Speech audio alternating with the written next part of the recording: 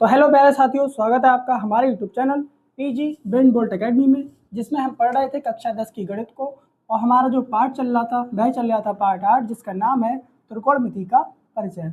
और इसमें जो प्रश्नावली चल रही थी वह चल रही थी 8.1, जिसका हम पहला लेक्चर अपने यूट्यूब चैनल पर अपलोड कर चुके हैं। जिस साथी ने नहीं देखा है वह चैनल पर जाए और उस वीडियो को कंप्लीट करे। हमने पिछली वीडियो में 2 प्रश्न कर लिए थे, प्रश्न नंबर 1 और प्रश्न नंबर 2। आज हम डिस्कस करने जा रहे हैं प्रश्न नंबर 3, जिसमें कहा है यदि 15 cot a बराबर 8 हो तो sin a और sec a का मान ज्ञात कीजिए। आइए इस प्रश्न को हल करते हैं। हमें इसमें दिया है कि 15 cot a बराबर 8।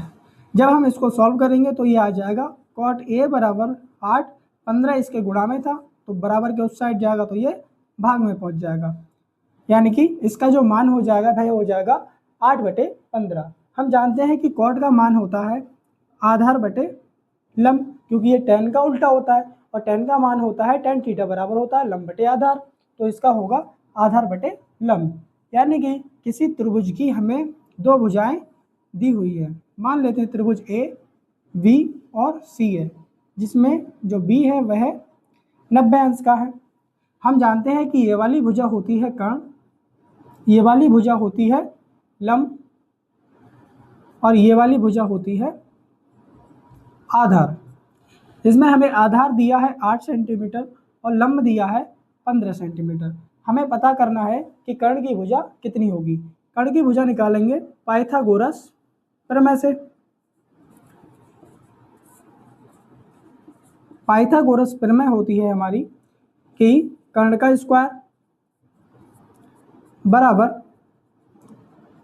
आधार का स्क्वायर प्लस लंब का स्क्वायर। इसमें हमें आधार दिया है 8, यानी कि जब 8 का वर्ग करेंगे तो ये आ जाएगा 64, प्लस यह लंब दिया है 15 और 15 का जब वर्ग करेंगे तो ये आ जाएगा 225, और जब इनको हम ऐड करेंगे तो ये आ जाएगा हमारा 289। यहाँ से जब हम कर्ण के वर्ग को हटाएंगे तो उधर जाकर के ये रूट चढ़ जाएगा और 289 हमारा वर्ग होता है 17 का, यानी कि जो कर्ण भुजा का मान आया वह आया 17। अब हमारे पास इस सवाल में जो एक समकोण त्रिभुज होगा उसकी तीनों भुजाओं की माप हमारे पास है। हमसे पूछा है कि sin a बराबर क्या होगा और sec a बराबर क्या होगा। हमसे पूछा है sin a, पहली कंडीशन में पूछा है कि sin a बराबर क्या होगा। sin a यानी कि एंगल a के लिए इसमें sin का मान पूछा है। हम जानते हैं कि sin थीटा बराबर क्या होता है, sin थीटा बराबर होता है लंब बटे कर्ण। इसमें लंब का मान कितना है 15 और कर्ण कितना दिया है इसमें 17। और दूसरे में पूछा है हमसे कि sec a बराबर क्या होगा। हम जानते हैं कि sec जो होता है वह cos का उल्टा होता है और cos का मान होता है आधार बटे कर्ण, तो इसका क्या हो जाएगा कर्ण बटे आधार। कर्ण बटे आधार, कर्ण का मान है 17 और आधार का मान है हमारा 8। इस सवाल में हमसे यही पूछा गया था। आइए अगले सवाल में देखते हैं कि क्या पूछा है। अगला सवाल है हमारा कि sec थीटा बराबर दिया है 13/12 हो तो अन्य सभी त्रिकोणमितीय अनुपात ज्ञात कीजिए। हमें इसमें केवल sec थीटा का मान दिया है और जितने भी अनुपात होते हैं उन सभी का मान हमें इस सवाल में बताना है। आइए इसे हल करते हैं। हल दिया है हमें sec थीटा बराबर 13/12। हम जानते हैं कि sec होता है cos का उल्टा।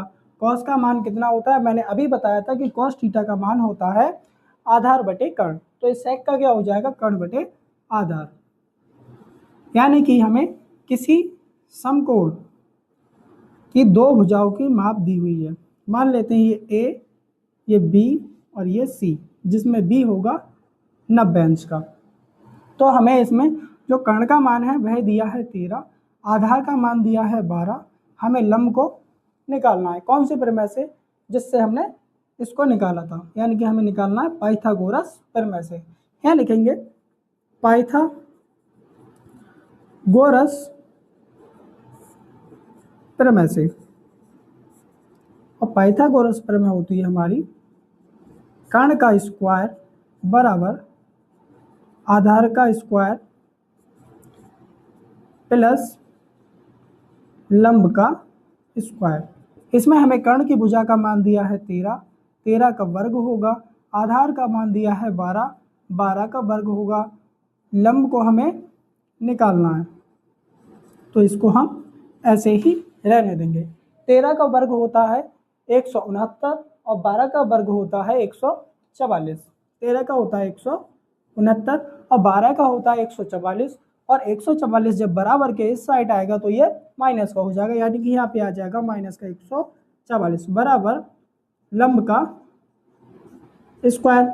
जब 169 में से 144 जाएंगे तो यहाँ पे बचेंगे 25, यानी कि लंब का स्क्वायर।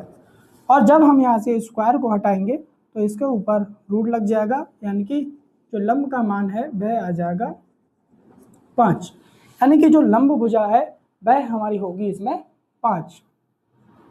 अब हमारे पास किसी समकोण त्रिभुज के तीनों भुजाओं के मान हैं और इस सवाल में हमसे कहा है कि अन्य सभी त्रिकोणमितीय अनुपात के मान ज्ञात कीजिए।